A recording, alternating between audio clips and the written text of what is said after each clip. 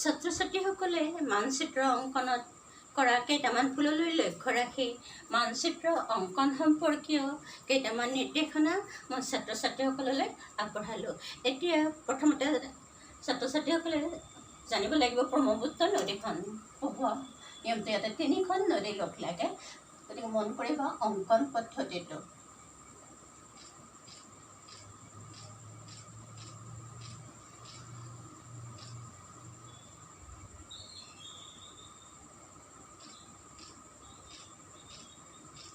এতিয়া ব্ৰহ্মপুত্ৰ নদীৰ এই 3খন নদীৰ অংকন পদ্ধতি মিলন। এতিয়া এই মানচিত্ৰ অসমৰ এই নক্সাখনৰ লগত ব্ৰহ্মপুত্ৰ নদীৰ অংকনৰ লগতে তোমালোকে আন কেইটামান দিশ মন কৰা। এতিয়া মানচিত্ৰখনত মন কৰিবলগীয়া দিশসমূহ হৈছে প্ৰথমতে প্ৰশ্নৰ নম্বৰ। ছাত্ৰ ছাত্ৰীসকলে যদি পেন থৈ পেঞ্চিল ব্যৱহাৰ কৰিব তেতিয়া প্ৰশ্নৰ নম্বৰটো দিবলৈ পাহৰে, গতিকে প্ৰশ্নৰ নম্বৰৰ প্ৰতি প্ৰথমতে সজাগ হ'ব লাগিব।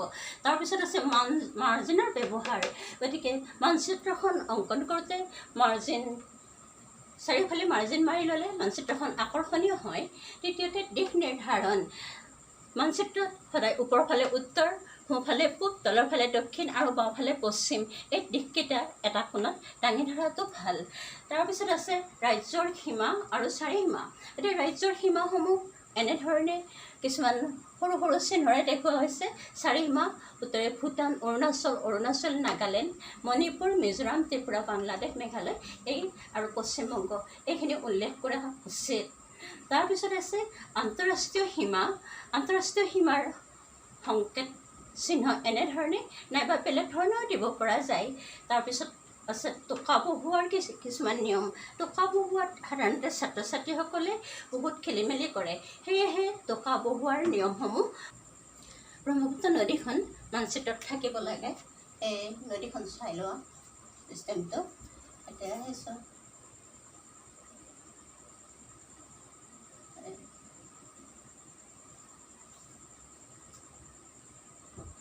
ইয়াত সময় বহুত ব্যৱহাৰ কৰিব নোৱাৰা।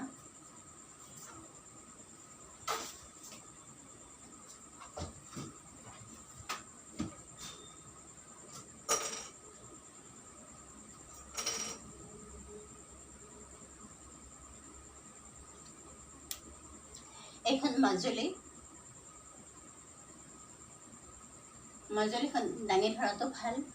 এতিয়া মানচিত্ৰত আছিলে যে বহাব লগা আছিলে যে আন্তঃৰাষ্ট্ৰীয় সীমা, গতিকে আন্তঃৰাষ্ট্ৰীয় সীমাকেইটা এই সংকেতেৰে ইয়াত এনেধৰণে বহুৱাব পৰা যায়। এনেধৰণে থৈ দিলেই এঠাইত আছে এনেকৈ আন্তঃৰাষ্ট্ৰীয় সীমা।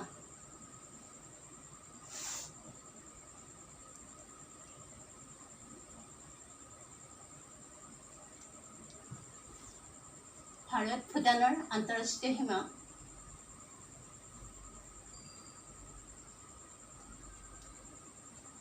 এনেধৰণে দাঙি ধৰিব পৰা যায়। এতিয়া আহিছোঁ মানচিত্ৰত সাধাৰণতে টোকা বহুৱাওঁতে ছাত্ৰ ছাত্ৰীসকলে খেলি মেলি কৰে। মানচিত্ৰখনত টোকা যিবিলাক বহুৱাব দিয়া হয় নামবিলাক লিখে, এনেধৰণে অযথা নাম লিখাৰ প্ৰয়োজন নাই। টোকাত যিটো নাম্বাৰ থাকে A, B নাইবা ক, খ নাইবা ৰোমান সংখ্যাৰ যিটো নাম্বাৰ থাকে, এই নাম্বাৰটো ইয়াত সংকেতৰ সহিতে নাম্বাৰটো বহুৱাই দিলেই হয়। এতিয়া ধৰা হ'ল ইয়াত দিয়া হৈছে ব্ৰহ্মপুত্ৰৰ দক্ষিণ বাহিনী নদী এখন, কিন্তু ইয়াত নামটো উল্লেখ কৰা নাই, গতিকে আমি নামটো উল্লেখ নকৰিলে ভুল হ'ব। গতিকে দক্ষিণ বাহিনী এখন নদীৰ নাম ধৰা হ'ল সোৱণশিৰি পেকেটৰ ভিতৰত। এতিয়া সংকেতটো উল্লেখ কৰিব লাগিব। এতিয়া নদীৰ উপনৈৰ সংকেত এনেধৰণে দিব পৰা যায়। গতিকে এতিয়া 1 নম্বৰ ৰোমান সংখ্যাৰ সোৱণশিৰি সংকেত, এতিয়া সোৱণশিৰি বহুৱাই দিলোঁ।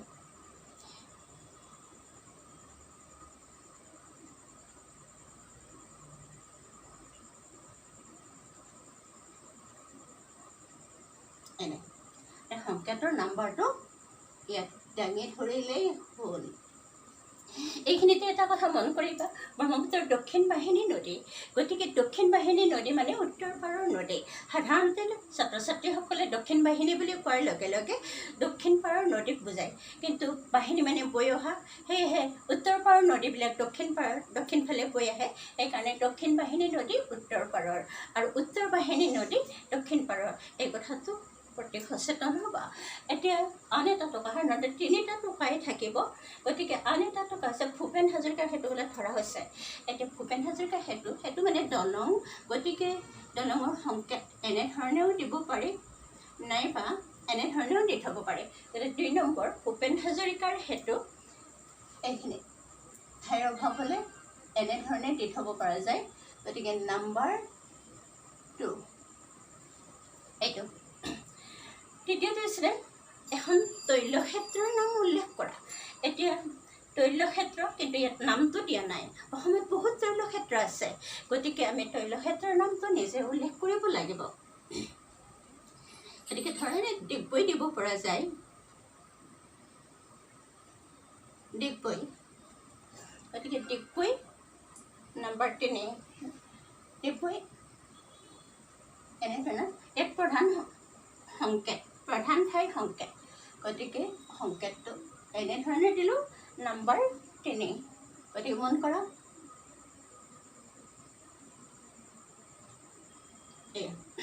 গতিকে মানচিত্ৰৰ টোকা এনেধৰণে টোকা দাঙি ধৰিব লাগে, আৰু এই ধৰণে সংকেতৰ সহিতে কেৱল নাম্বাৰটো বহুৱালে হয়। অযথা নামবোৰ লিখি মেপখন লেতেৰা কৰাৰ প্ৰয়োজন নাই। এই কথাখিনিৰ প্ৰতি তোমালোকে সচেতন হ'ব আৰু মূল্যায়নৰ প্ৰতি লক্ষ্য ৰাখি খুব সোনকালে কামখিনি কৰিবা। এতিয়া সম্পূৰ্ণ মানচিত্ৰখন পুনৰ এবাৰ নিৰীক্ষণ কৰা।